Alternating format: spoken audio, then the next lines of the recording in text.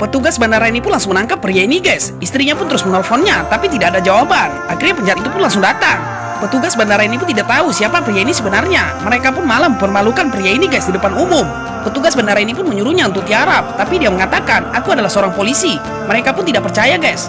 Pria ini pun mengatakan, aku akan berangkat sebentar lagi, mengapa kalian menahanku?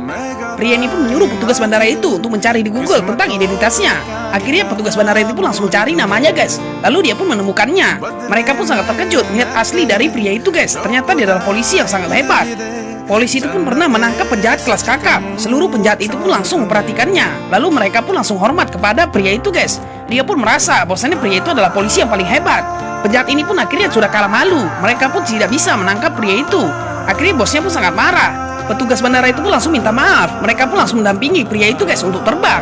Akhirnya dia pun langsung terbang ke daerahnya. Lalu bos penjahat ini pun menyuruh pasukannya untuk mengejarnya, guys. Mereka pun menaiki pesawat juga. Bos penjahat ini pun ternyata anak sultan. Dia pun punya pesawat pribadi, guys. Lalu dia pun langsung menyuruh pasukannya untuk bersiap-siap. Polisi itu pun akhirnya sampai di kantornya, guys. Anggotanya pun mengatakan bahwasannya penjahat yang telah mereka tangkap itu ternyata sudah bisa dibebaskan. Ternyata hakim itu sedang bekerja sama dengan penjahat itu. Mereka pun tidak mau menahan penjahat itu, guys. Ternyata polisi ini tidak bisa apa-apa. Mereka pun hanya mengikuti perintah dari hakim. Ternyata penjahat itu membuat saksi yang sangat palsu. Mereka pun langsung bekerja sama, sehingga bos penjahat itu pun tidak bisa ditangkap dan dia pun akhirnya bebas. Polisi ini pun sangat marah mendengar kabar itu, guys, dan dia pun sangat emosi melihat hakim itu. Polisi itu pun akhirnya berjanji kepada anggotanya, mereka akan menangkapnya dengan tangan mereka sendiri, tidak perlu hakim-hakim lagi. Tapi tiba-tiba mereka melihat ada keributan di luar. Ternyata bos penjahat itu sudah bersama anggotanya. Dia pun mengancam balik polisi ini. Dia pun berjanji akan menghancurkan kantor polisi itu, guys, karena sudah mengganggu penjahat-penjahat itu. Mereka pun sangat ramai. Akhirnya polisi ini pun tidak takut sama sekali dengan pergerakan penjahat itu. Dia pun semakin kuat dan semakin berani, guys.